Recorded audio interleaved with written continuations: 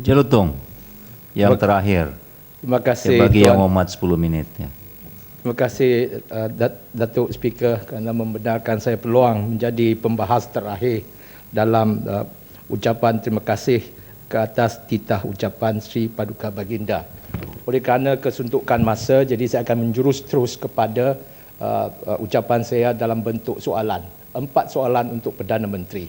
Yang pertama, rancangan tempatan banjir Sungai Pinang. Saya minta Perdana Menteri menyatakan secara tepat bilakah peruntukan bagi fasa kedua rancangan tempatan banjir Sungai Pinang, Jelutong, Pulau Pinang sebanyak 150 juta ringgit itu yang terkandung dalam rancangan Malaysia ke-9 tetapi telah ditunda ke rancangan Malaysia ke-10 itu akan ditunai dan dilaksanakan.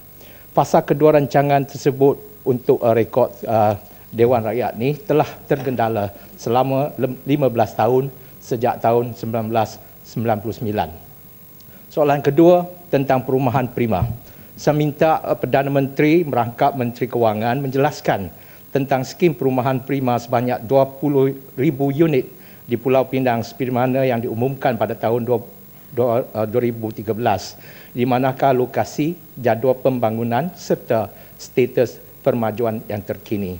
Soalan ketiga mengenai infrastruktur jambatan kedua ataupun jambatan Sultan Abdul Halim Muazzam Shah. Saya minta Perdana Menteri menjelaskan tentang projek infrastruktur di persimpangan Jalan Bayan Lepas dan juga Jalan Permatang Damar Laut yang menghala ke Teluk Kumbar yang bertujuan untuk mengatasi kesesakan jalan raya sesudah pembukaan jambatan kedua Pulau Pinang itu. Saya minta supaya diberikan jadual pembangunan serta status permajuan yang terkini. Yang keempat, Penang Port. Saya minta Perdana Menteri menjelaskan tentang terma komersial yang lengkap tentang kontrak penswastaan dan juga pemindahan kuasa pengurusan Penang Port Sendirian Berhad PPSB kepada pihak ketiga yang melibatkan Kerajaan Persekutuan PPSB dan juga Seaport Terminal Johor Sendirian Berhad milikkan Syed Mokhtar Al-Bukhari. Soalan seterusnya adalah berkenaan dengan Kementerian Komunikasi dan Multimedia. Soalan saya yang pertama bagi kementerian tersebut tentang surat sokongan kebenaran merancang pembangunan.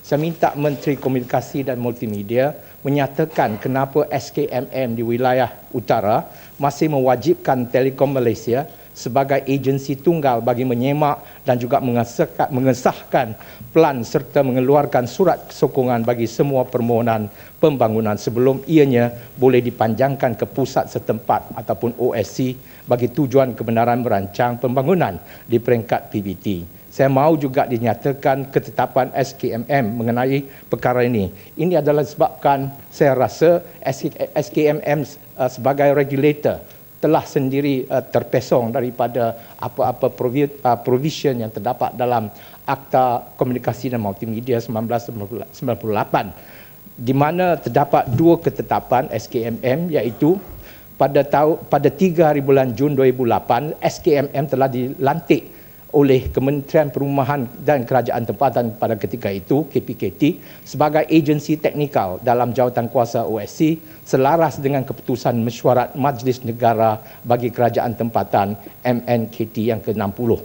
Dan yang keduanya, ketetapan yang kedua ialah KPKT pada ketika itu telah mengeluarkan perkeliling kepada pihak berkuasa negeri PBN dan juga pihak berkuasa tempatan PBT bertajuk menambahbaikkan pelaksanaan pusat setempat yang bertarikh 2 hari bulan September 2008 yang mengandungi makluman berkenaan perlantikan tersebut. Jadi saya jurus kepada soalan yang berikut mengenai kementerian yang sama. Saya juga minta Menteri Komunikasi dan Multimedia menyatakan apakah tindakan dan penalti yang bakal diambil ke atas Telekom Malaysia dan Time Telekom yang telah secara memaksa para pemaju untuk memberi sumbangan kewangan yang tertentu dalam secara covert sebelum rangkaian telekomunikasi talian tetap dipasang di kawasan-kawasan pembangunan. Bukankah perlakuan ini bercanggah dengan ketetapan SKM yang bertarikh 22 Jun 2009? Soalan saya yang berikut mengenai Kementerian Kesejahteraan Bandar, Perumahan dan Kerajaan Tempatan. Saya minta menteri yang berkenaan menyatakan Apakah penalti yang telah diambil ke atas semua pihak berkuasa tempatan PBT termasuk kedua-dua majlis perbandaran di Pulau Pinang, MPPP dan juga MPSP yang telah gagal mematuhi piawaian 108 hari bagi kebenaran merancang dan piawaian 37 hari bagi kebenaran bangunan yang telah pun ditetapkan oleh Majlis Negara bagi Kerajaan Tempatan MNKT. Saya mahu juga jawapan menteri itu menyatakan sama ada kelonggaran syarat telah pun diberi kepada PBP yang berkenaan. Soalan saya yang terakhir sekali Datuk Speaker ialah mengenai charge dan fee dalam simpanan Air Asia. Sementara kita menunggu pembukaan rasmi KLIA 2 pada 2 hari bulan Mei, saya ingin mengundang Menteri Kewangan untuk memberi statistik yang tentang tunggakan kutipan charge penumpang serta fee pentadbiran yang Air Asia telah kutip tapi masih terhutang kepada kerajaan menerusi Malaysia Airport Berhad sejak bermulanya perkhidmatan di LCCT Sepang sehingga masa kini. Dengan itu saya akhiri dengan doa semoga semua penumpang di pesawat MH370 akan pulang ke tanah air dengan selamatnya. Sekian, terima kasih. Terima kasih Muhammad.